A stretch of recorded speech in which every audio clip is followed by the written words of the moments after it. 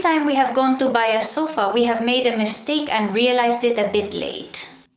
So I want to talk to you about choosing the ideal sofa according to our criteria after having bought several sofas, and let's see what you think.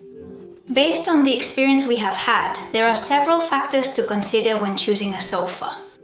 We have always based ourselves on this order: beauty, comfort, and cleanliness. I wanted it to be beautiful, then comfortable, and if it was clean, well, that's good. And if it wasn't clean, it wasn't that serious either. And what's wrong with that? No. This order is exactly the opposite. Now, after having tried various things, clearly for me it's cleanliness, comfort, and beauty. And I'm going to explain why. Why is cleanliness above comfort, when in reality the main function of the sofa is to be comfortable? Basically, because it's much more complicated to find a sofa that's easy to clean than a sofa that's comfortable.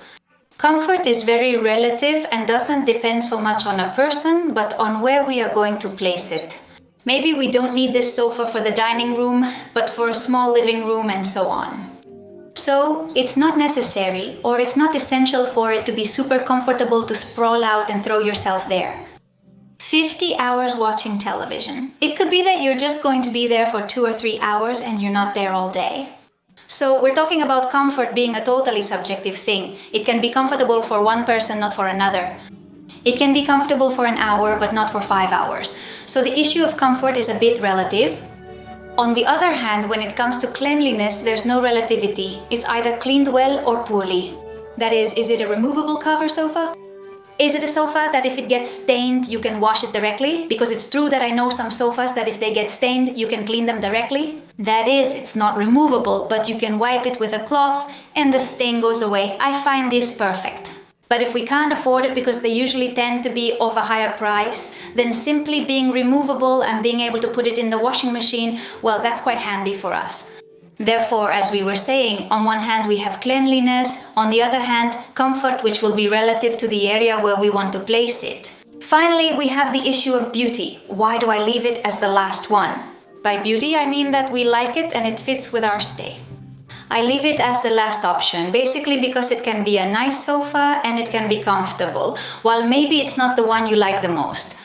But we can probably find an option where, by adjusting a couple of parameters, a nice sofa can become comfortable.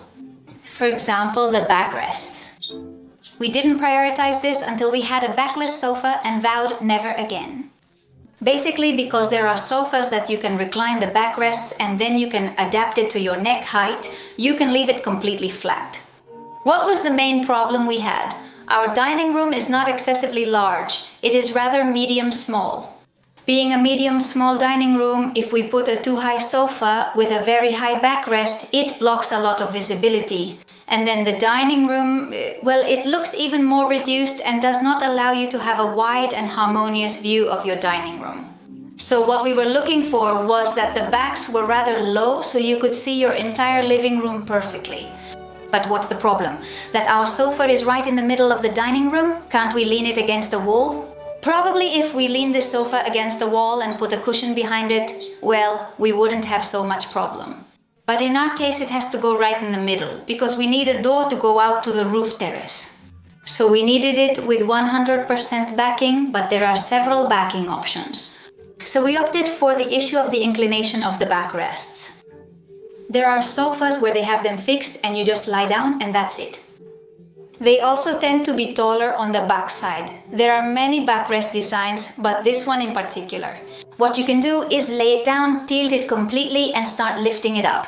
Well, at different levels, depending on the comforts you need for your neck and depending on how tall you are and what you like. Tilt your head in a sense. We chose a sofa with these types of backrests. And the truth is that we are incredibly happy with the result. Because it is true that when guests come, we leave it completely flat and there is a wide view. But when we're going to watch a movie or whatever, we lift it up and we're, well, very comfortable. And that's why this order of cleanliness, comfort and beauty. And you might say, well, do you now have the perfect sofa? No, I've realized the one about cleanliness. Now what about cleanliness? If you run the risk of not being able to remove the sofa cover and you stain it, then you have to keep it constantly covered. Exactly for that reason, so you don't need to wash it. So if you put 100% of your value in beauty and then you have to keep it covered because it gets dirty, it doesn't make much sense. That's precisely why cleanliness comes first and finally beauty, because that beauty wouldn't exist if we couldn't clean it. And that's my logic for choosing the perfect sofa. I don't know if you'll agree. You can leave it in the comments and we can gossip. What's your opinion? I hope to see you in upcoming videos. See you soon. Thank you.